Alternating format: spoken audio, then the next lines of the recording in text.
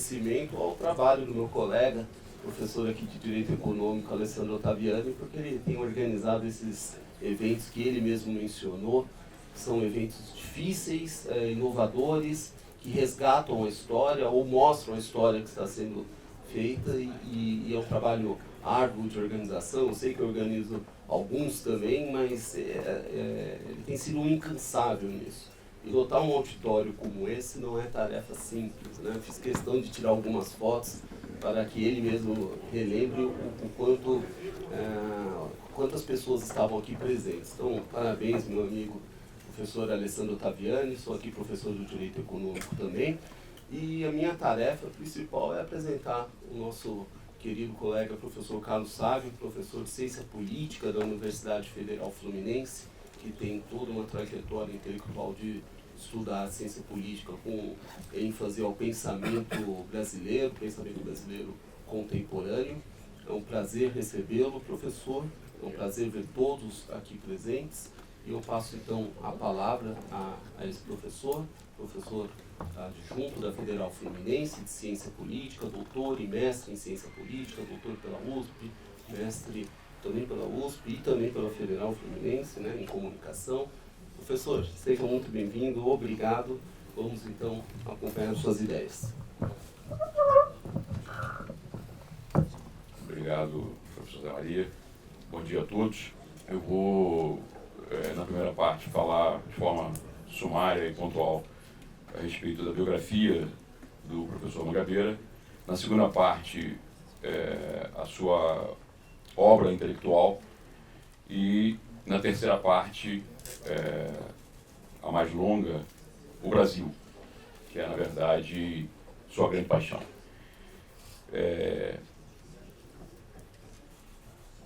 Do ponto de vista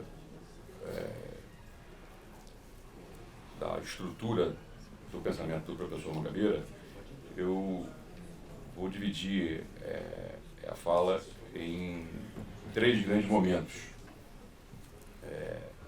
destacando primeiro a animação geral da obra, tomada de posição ao lado de uma perspectiva acerca da civilização ocidental, sob o ponto de vista de um olhar específico a respeito das fontes dessa civilização, que é o cristianismo.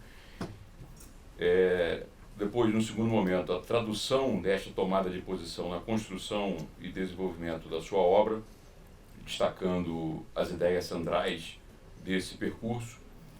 E, na parte final, dedicada ao Brasil, destacar a campanha contra o colonialismo mental, entendido por ele como a maior chaga nacional. Então, dando um passo atrás e falando do primeiro ponto, a sua biografia, eu informo que o professor nasceu no dia 24 de março de 1947, no Rio de Janeiro, filho da poetisa e jornalista Edila Mangabeira e do advogado alemão naturalizado norte-americano Arthur Unger. Edila era filha de Otávio Mangabeira, um famoso político baiano que foi chanceler do governo deposto de Washington Luiz, foi senador da República, e Edila conheceu o pai de Mangabeira, Arthur, num dos exílios de seu avô, de seu pai, na verdade, né, o Otávio Mangabeira, nos Estados Unidos. E do casamento entre Edila e Arthur, nasceu, além do Mangabeira, a sua irmã, Nancy Mangabeira Unger.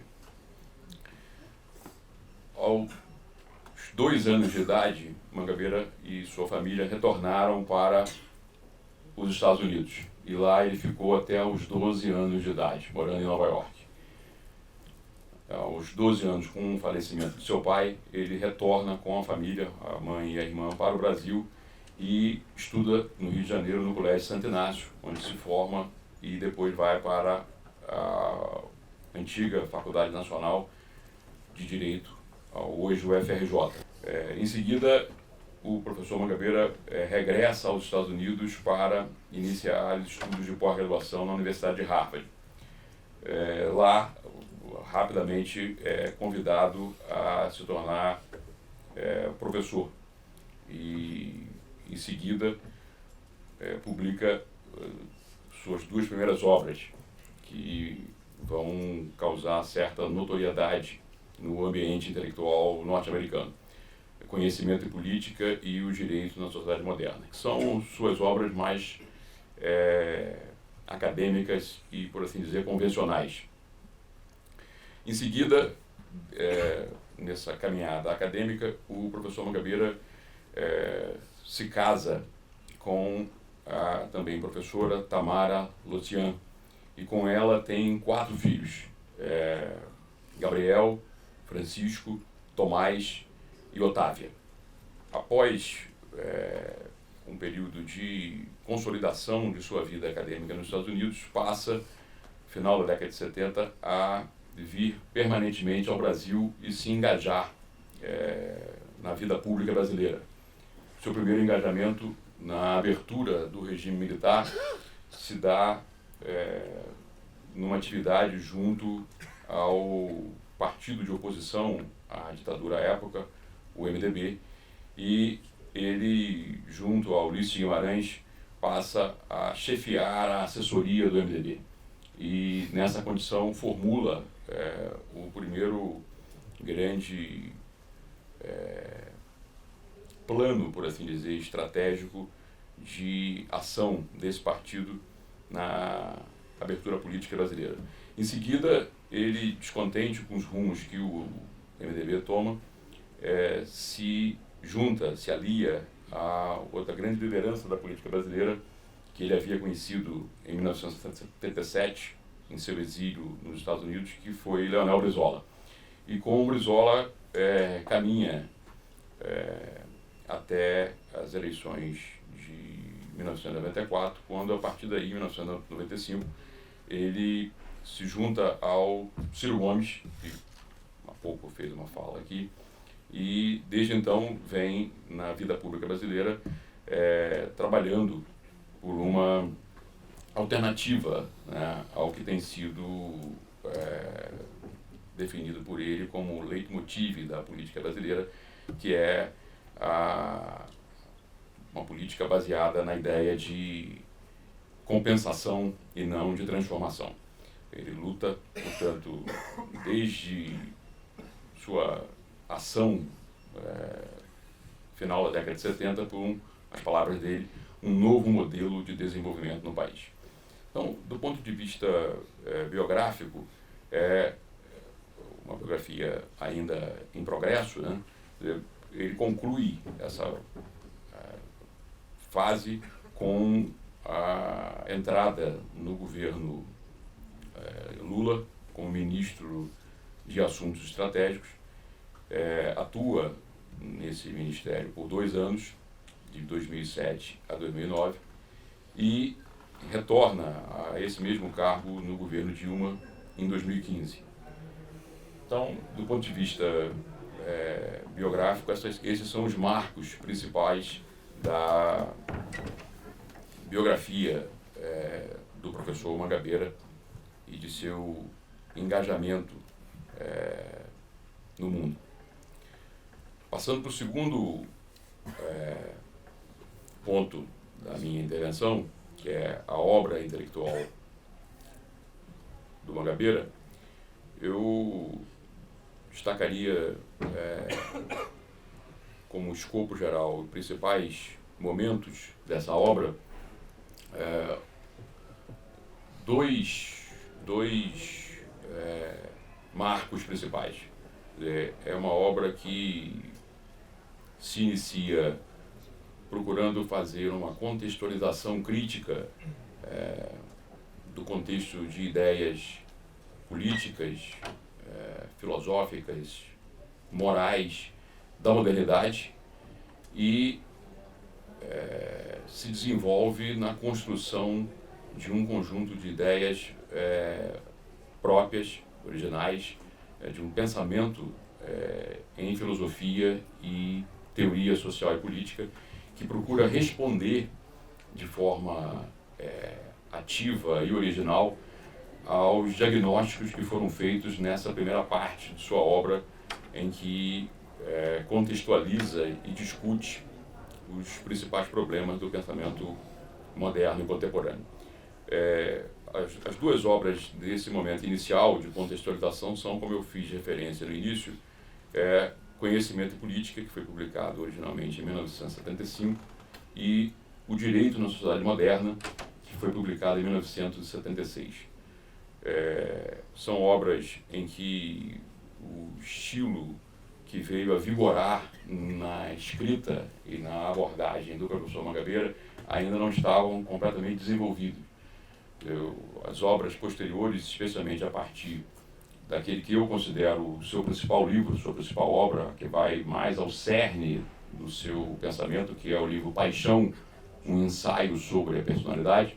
A partir dessa obra, e na obra seguinte, também de grande fôlego e grande importância no desenvolvimento de sua concepção intelectual, que é o livro Política, né, uma trilogia de teoria social e teoria política, vão experimentar uma inflexão do ponto de vista não só de estilo, né, o estilo de escrita, o método de pensamento, mas também no sentido de um corte com a ambição dessa empreitada intelectual. Quer dizer, a partir daí se inicia a fase que dura até hoje, que é a de construção de um pensamento vocacionado à produção de alternativas, de identificação dos problemas em vários domínios disciplinares, e aquilo que eu considero o caráter distintivo da obra de Mangabeira, que é a apresentação de alternativas intelectuais e alternativas institucionais. Quer dizer, como resolver os problemas diagnosticados, os problemas analisados. Esse, na minha avaliação, é o primeiro traço notável do pensamento do professor Mangabeira junto aos seus contemporâneos. É um pensamento vocacionado a responder às questões práticas do mundo, não se encerrando apenas na especulação e na denúncia e no protesto contra a ordem estabelecida e os seus problemas. Um segundo aspecto derivado desse elemento distintivo é o acentuado caráter programático de sua obra. Isso já fica evidenciado na trilogia política de 1987, especialmente naquela que, dentro dessa trilogia, é, na minha avaliação, a principal obra, False Necessity, onde a dimensão da análise institucional da vida moderna ganha grande realce. Talvez, entre as obras de teoria social e política contemporânea, a que tenha se dedicado de forma mais notável a examinar as condições institucionais do mundo contemporâneo e identificar nessa construção institucional contemporânea as suas possibilidades de transformação dessa ordem. Eu diria que, inclusive, nesse aspecto particular, ganha relevo a dimensão do direito em seu pensamento, e o direito como um instrumento de imaginação institucional, que é, na verdade, a sua grande contribuição nesse campo do conhecimento, quando formula uma alternativa às formas predominantes de pensamento jurídico contemporânea. Seja a forma mais conservadora de entender o direito como um sistema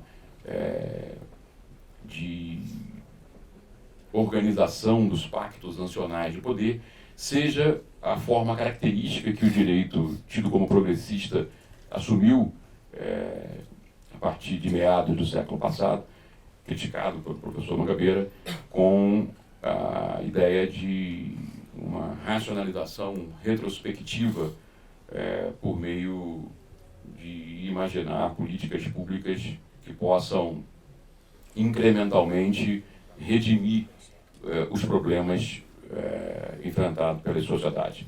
A vocação do pensamento jurídico, imaginada pelo professor Mangabeira, é a vocação de ser um instrumento de reorganização estrutural da sociedade.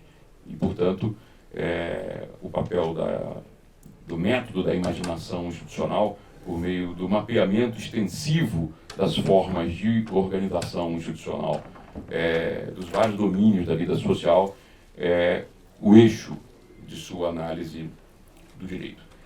Então, esse conjunto de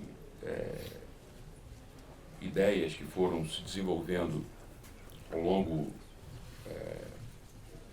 do pensamento do professor Mangabeira tiveram um conjunto de ideias marcantes. Eu destacarei 3 grandes ideias que caracterizaram o desenvolvimento desse pensamento em 3 domínios diferentes. Na filosofia, na teoria social e na política. A primeira dessas ideias marcantes é a ideia de transcendência. No vocabulário do professor Mangabeira, essa ideia ela aparece com significados similares em vários momentos, mas ela aponta, do ponto de vista filosófico, a sua opção, a sua escolha, a sua tomada de posição, como eu fiz referência no início, há um conjunto de ideias que, de alguma maneira, servem de base à civilização ocidental, mas não formam um conjunto coerente e discernível de formulações que se prestam a um discernimento como fonte de organização da nossa civilização. Eu me refiro ao pensamento cristão. Quer dizer, o Ocidente, grosso modo, tem 4 fontes de pensamento: o pensamento grego, o pensamento cristão, o pensamento renascentista e o pensamento moderno. A obra de Mangabeira dialoga com todos esses 4 tipos de pensamento. Mas a minha hipótese é de que o diálogo mais fecundo e a influência mais decisiva sobre Mangabeira vem do pensamento cristão. E especialmente de 2 ideias dentro desse pensamento cristão. A primeira dessas ideias é justamente a noção de transcendência, que, em linhas gerais, implica dizer que há sempre um desencaixe entre a nossa situação no mundo. Esse desencaixe implica uma sobra que nós, como agentes, nunca conseguimos realizar completamente, porque nós somos, do ponto de vista das aspirações, dos desejos, uma fonte inesgotável em relação às formas de organização social e cultural existentes. Quer dizer, jamais existirá, segundo essa perspectiva, sociedade ou cultura que faça justiça completa ao conjunto de aspirações que nós, como seres humanos, temos. Então, esse é o primeiro plano dessa ideia de transcendência que o professor Mangabeira recupera da tradição cristã. A segunda ideia dessa tradição recuperada por ele e que é metabolizada na sua obra em diversos momentos e derivada desse primeiro ponto, diz respeito à incapacidade com que a nossa civilização teve de realizar o ideal mais fecundo da tradição cristã, que é o ideal de possibilitar a construção de um mundo social onde a autoconstrução individual implica na reconstrução do mundo social, do mundo cultural. A convergência entre esses dois processos de transformação. Podemos dizer que, em grande medida, a ambição maior do pensamento do professor Mangabeira é ajudar no redesenho, tanto do ponto de vista teórico como do ponto de vista prático, desse esforço cristão de criar um mundo hospitaleiro ao processo de transformação permanente dos agentes e da sociedade. Daí que, do ponto de vista filosófico, duas ideias nas obras filosóficas do professor Mangabeira ganham relevo. Essas ideias estão presentes, evidentemente, não somente no pensamento cristão, estão presentes de maneira relativamente truncada no pensamento grego, no pensamento renascentista, no pensamento moderno e até, sob certo ponto de vista, no pensamento contemporâneo. Que são as ideias de que o novo é possível e a história é completamente aberta. Essas ideias, elas têm no pensamento do professor Mangabeira, filosófico especialmente, uma centralidade radical. Elas são as ideias que organizam o pano de fundo de um segundo conjunto de ideias filosóficas que marca também o seu pensamento filosófico, que é a ideia de que age num contexto de regras, num contexto de constrangimentos, mas age. E essa ação contextualizada, para ser mais fecunda, precisa encontrar aquilo que o professor Mangabeira chama de liberdade profunda, que é uma liberdade diferente ou mais avançada do que a liberdade dos liberais. É a liberdade não só como o direito de não ser importunado, não ser agredido, não ser invadido em sua privacidade. É o direito de refazer os contextos micro e macro de engajamento em que as nossas vidas se dão.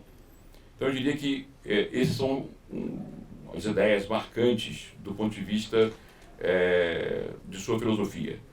Obviamente que ao longo de todo o seminário, muitas dessas ideias serão verticalizadas e tratadas de forma mais sistemática. A segunda ideia, então a primeira ideia é a ideia da transcendência. A segunda ideia é a ideia de sociedade como construção institucional. Na minha avaliação, a ideia central de sua teoria social. Duas categorias vão nortear essa ideia de sociedade como construção institucional. A primeira ideia é a ideia de contingência. O mundo social dominado por um conjunto de constrangimentos que são, entretanto, de alguma maneira, atravessados por um conjunto de contingência. Portanto, essa ideia de contingência no pensamento de Mangabeira tem duas implicações no que diz respeito ao desenvolvimento das ideias de teoria social vigente, né, desde o século XIX, os clássicos da teoria social. A primeira ideia é de que a sociedade não é um sistema, no sentido de que nós imaginamos, por exemplo, os sistemas naturais, dados, acabados. Quer dizer, a sociedade ela é um processo de construção fluida, um fractal permanente. Portanto, se não é um sistema, muito menos um sistema indivisível, tal como boa parte da teoria social clássica e contemporânea imagina. E, portanto, essa dimensão da contingência implica uma tarefa extremamente fecunda para o pensamento programático, no sentido de aproveitamento dessa contingência. Essa contingência em si não significa nada em termos de oportunidade transformadora, só a sua colocação como oportunidade. Para ser fecundada, ela precisa de um pensamento que seja capaz de aproveitar essa oportunidade. E a terceira ideia é a ideia da política como transformação. Nem revolução, nem reforma incremental ou antiestrutural. Aqui, duas noções tomam relevo nesse terceiro conjunto de ideias, ideia política propriamente dito. A primeira, a ideia de experimentalismo institucional, que implica, em boa medida, que a mudança pode prescindir da crise. No desenvolvimento do pensamento moderno, mudança estrutural, esteve sempre ligado à ideia de crise. Só pode ter mudança quando tem crise. A tese do professor Mangabeira é de que nós podemos dispensar a crise para ter mudança. E que, na verdade, a forma paradigmática de mudança na história não é nem a revolução, que seria uma anomalia, e nem o reformismo conservador, incremental, humanizador. Seria o que eles chamam de política transformadora, que é um conjunto de mudanças que reorganizam a estrutura social de forma cumulativa, porém gradual, e que, na linguagem do pensamento político moderno, nós chamaríamos de reformismo revolucionário. E tudo isso tendo como primazia o método da imaginação institucional. Daí a importância de duas disciplinas que ele considera as disciplinas irmãs da imaginação institucional, que são o direito e a economia. Disciplinas que lidam com o mundo do poder, com o mundo da dominação. E aí é uma perspectiva muito distinta daquela predominante no pensamento contemporâneo, especialmente no pensamento tido como progressista.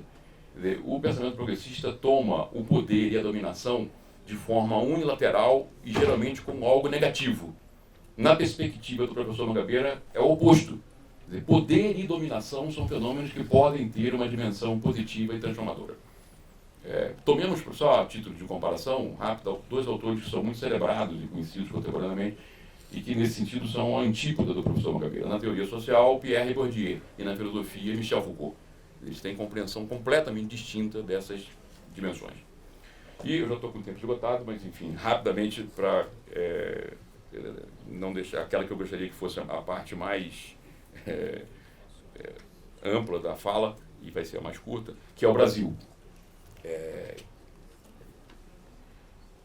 O Brasil se apresenta, do ponto de vista do pensamento para o professor Mangabeira, como um desafio que ele dedicou boa parte de sua vida a fazer uma campanha contra o colonialismo mental, entendido por ele como a principal chaga nacional.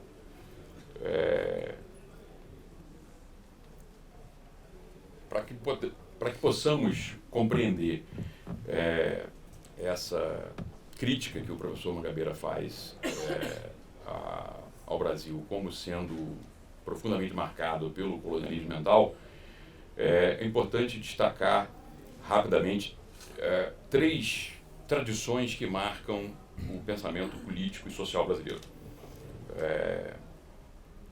A primeira dessas tradições poderíamos chamar de liberalismo culturalista.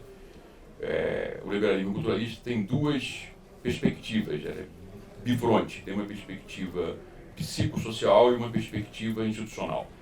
É a tradição intelectual dominante hoje no Brasil no sentido de explicar o que é o Brasil. O liberalismo culturalista parte da premissa de que o problema principal da formação histórica nacional brasileira é o conjunto de heranças ibéricas de ideias, de instituições e de práticas que caracterizam o Brasil ainda hoje. E que apontam, na verdade, para uma espécie de resquício pré-moderno dentro da modernização brasileira. Do ponto de vista social, isso se apresentaria na ideia de personalismo, por exemplo, muito bem desenvolvida por Sérgio Buarque de Holanda. E, do ponto de vista institucional, na ideia de patrimonialismo, desenvolvida por Raimundo Fauro. Então, o programa político derivado dessa perspectiva, que está presente fortemente no mundo contemporâneo brasileiro, no PSDB, é um programa de cópia institucional, para remover essa herança ibérica e os seus problemas, o personalismo e o patrimonialismo. Nós deveríamos copiar as instituições que supostamente deram certo nos países de referência. A pergunta fundamental que todo liberal culturalista faz é a seguinte: por que o Brasil, afinal de contas, não se tornou parecido com a Inglaterra, os Estados Unidos ou a Alemanha? Essa é a pergunta profunda que os liberais culturalistas, desde Rui Barbosa, desde Tavares Basto, na verdade, fazem. E a resposta é essa, quer dizer, a resposta, mas nós não nos tornamos por conta dessa herança atávica, que nos impede de sermos modernos. E para sermos modernos, nós temos que copiar. Essa é uma tradição, rejeitada pelo professor Mangabeira. Uma outra tradição, que tem sede em São Paulo e na Universidade de São Paulo, é o que eu chamo de estruturalismo sociológico. É a aplicação da teoria social, especialmente a teoria social marxista, à interpretação do Brasil. Ela tem a sua expressão mais notável na obra de um professor aqui da USP, notável professor, o sociólogo Florestan Fernandes, A Revolução Burguesa do Brasil. A ambição maior do estruturalismo sociológico é de explicar o advento da ordem social capitalista no Brasil e o que teria de diferente na instituição do capitalismo aqui dos países tomados como referência. É também uma perspectiva, como vocês veem, dotada de forte colonialismo mental. Quer dizer, a tese, o problema do Brasil é o capitalismo. Ao contrário, no Japão a solução é o capitalismo, nos Estados Unidos a solução é o capitalismo, na Alemanha a solução é o capitalismo, na Inglaterra a solução é o capitalismo. No Brasil não, no Brasil o capitalismo é um problema, para essa tradição intelectual. Que encontra também, além de Florestan, Caio Prado Júnior, mais recentemente o professor Jessé Souza. Eles são exemplares dessa visão também do ponto de vista político unilateral. Quem representa, do ponto de vista político, essa perspectiva no Brasil contemporâneo é o PT. O resultado da predominância dessas duas tradições intelectuais na vida brasileira contemporânea, desde o fim do regime militar, foi, o estado prático, foi ter colocado, por assim dizer, em escanteio a terceira grande tradição intelectual brasileira e que, na minha avaliação, é onde o professor Mangabeira se insere, que é o construtivismo institucional. O construtivismo institucional parte de um conjunto de premissas distintas tanto do liberalismo culturalista quanto do estruturalismo sociológico, tem como preocupação central justamente enfrentar e ultrapassar o problema do colonialismo mental, como metodologicamente falando, refletindo sobre a relação entre ideias e instituições. Um autor importante dessa tradição intelectual foi Oliveira Viana, que rejeitou o liberalismo culturalista de pronto, o que ele tem de mais nocivo, né, que é a ideia da cópia, e rejeitou também, do ponto de vista metodológico, o estruturalismo sociológico com a sua adesão a metas teorias como capitalismo e outros conceitos. Partindo de uma análise e um diagnóstico da realidade brasileira para, identificados os problemas dessa realidade, poder acoplar à sua solução instituições que sejam mais aptas a solucionar esse problema. Quer dizer, o vínculo entre a opção institucional e a realidade a que essas instituições se dedicam no sentido de enfrentar os problemas. Portanto, é uma tradição intelectual que, nós podemos dizer, está vinculado fundamentalmente a uma preocupação com a civilização brasileira. Quer dizer, dessas três grandes tradições intelectuais, as duas primeiras, o estruturalismo sociológico e o liberalismo culturalista, nós podemos dizer que elas não gostam do Brasil, em termos gerais. Elas têm um desconforto com o Brasil. O Brasil é um desencaixe para elas. O construtivismo institucional, ao contrário. O construtivismo institucional aposta na civilização brasileira, no sentido de que essa civilização pode ser um rebento tardio dentro da civilização ocidental. Pode responder aos desafios da civilização ocidental de forma original. Essa tradição intelectual, obviamente, ela tem dois momentos. Um momento inicial abertamente autoritário, como o próprio Oliveira Viana, Alberto Torres, Visconde do Uruguai, antes, Azevedo Amaral, o professor Vanderlei Guilherme dos Santos cunhou um termo muito interessante para definir essa fase do construtivismo institucional, que é o autoritarismo instrumental. Eles não eram defensores propriamente do autoritarismo enquanto projeto, mas como um instrumento de modernização rápida de um país muito atrasado e muito subdesenvolvido. Esse construtivismo institucional vai passar, após o período de predomínio do trabalhismo histórico brasileiro, por uma inflexão no sentido de sua democratização. E aí que entra, a meu juízo, a vinculação do pensamento do professor Mangabeira a esse construtivismo institucional. Claro que o construtivismo institucional do professor Mangabeira tem elementos que o diferem um pouco do conjunto básico do construtivismo institucional, especialmente no que diz respeito à aguda capacidade de proposição. E com isso eu encaminho para a conclusão de minha intervenção, chamando a atenção para aquilo que talvez seja o elemento no Brasil contemporâneo mais marcante da ação intelectual e política do professor Mangabeira, que é a tentativa desesperada de propor um caminho que seja distinto daquele, por exemplo, que marcou o país nos últimos 30 anos. A Constituição de 88 e a ordem institucional criada por ela é uma ordem que não enfrenta os dois principais desafios estruturais do país.